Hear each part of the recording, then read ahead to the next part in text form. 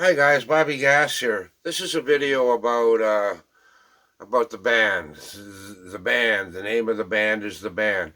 I had made a statement a while back that Ronnie, you went and denied the veracity of it, right? I had said that the band had changed music in the late '60s when they come out with music from Big Pink, and you were saying, well, you're the only person that I ever heard say that, and you actually stated that I was spouting misinformation. So right there and then and there, I vowed that the next time I see any information that somebody else of a more expert opinion would say that I'd cut it out and I'd show it to you, Ronnie. So here goes, buddy. I mean, you can't deny it, man. Well, I don't think you're a fan of the band, but you can't deny that they were great musicians. Anyhow, have a look at this, buddy.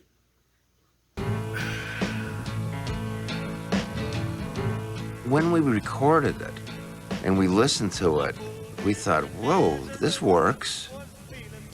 And it was a song that we didn't try any other way either. We didn't try it slower or faster or different introduction or a shuffle instead of an eighth note or any of those things. We just played it that way, and it just came so natural. And that was always a good sign.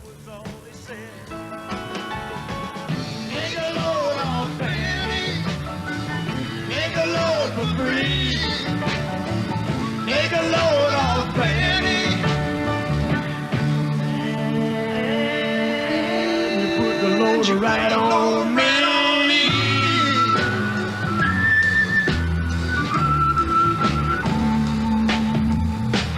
Crazy Chester followed me, and he caught me in the fall. He said, I will fix your act if you just take Jack, my dog. What did you say? I said, wait a minute, Chester. You know, I'm a peaceful man. He said, that's okay, boy, won't you be Chester whenever you can. Take a load off Fanny, take a load for free. I think the band's first two albums were as important a pair of albums as from any artist. I think they signaled the oncoming of a different level of songwriting, musicianship, and a definition of a band. They were just so mature coming in, which is so against the characterization of most rock and roll bands, ragtag garage bands who were just there for the fun and the women and the money. The band had a much more serious agenda going. The band were as important a part of this volte-face, of this reaction against very loud psychedelic sort of Fillmore West rock as anybody, and the impact of their first album, Music from Big Pink, was felt all over the world. And you put the loader right on me.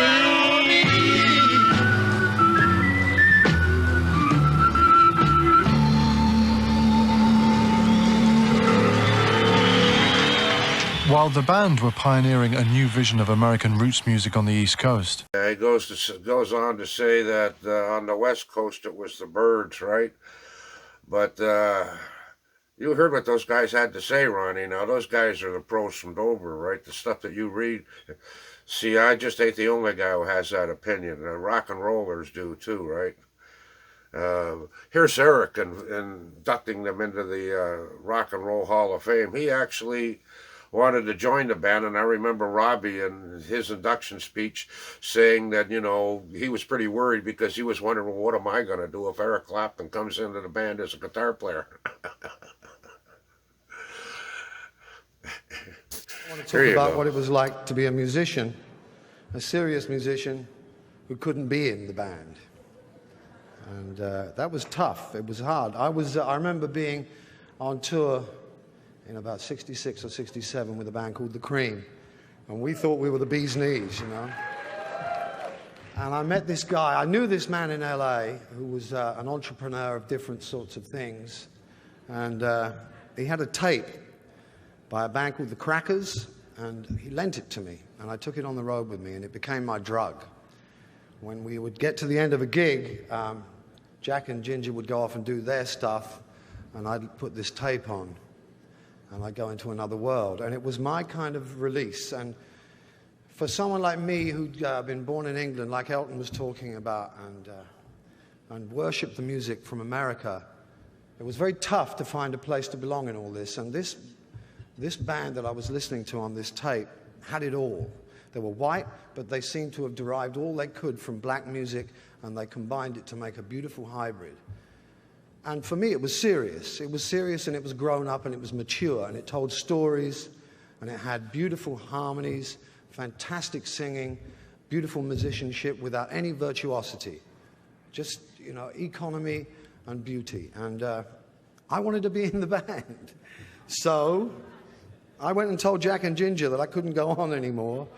There was something else happening that I had to bow out of because, you know, and I went, Robbie and the boys will never know this, but I went to visit the band in Woodstock, and I really sort of went there to ask if I could join the band. Only I didn't have the guts to say it, you know.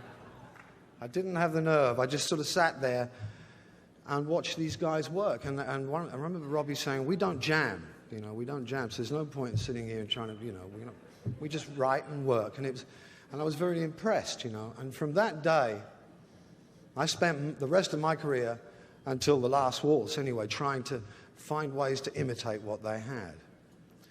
And it was an impossible dream, really, because from where I came from and from where they came from, completely different worlds. But it was something to do with a principle that I got from what they did, which was integrity.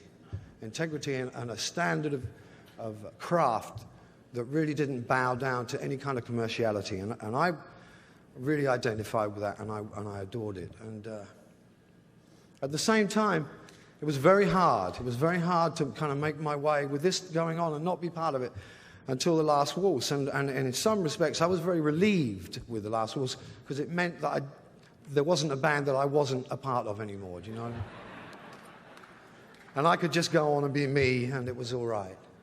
But at the same time, when the last waltz happened, it was a tragic thing because as much as they may have reached the end of their journey, there were no more records. I couldn't go to the store and buy a band album and have my life transformed by listening to it. And it's been a long journey since then without their sort of guidance, because I always kind of looked up to them as older brothers in the music world.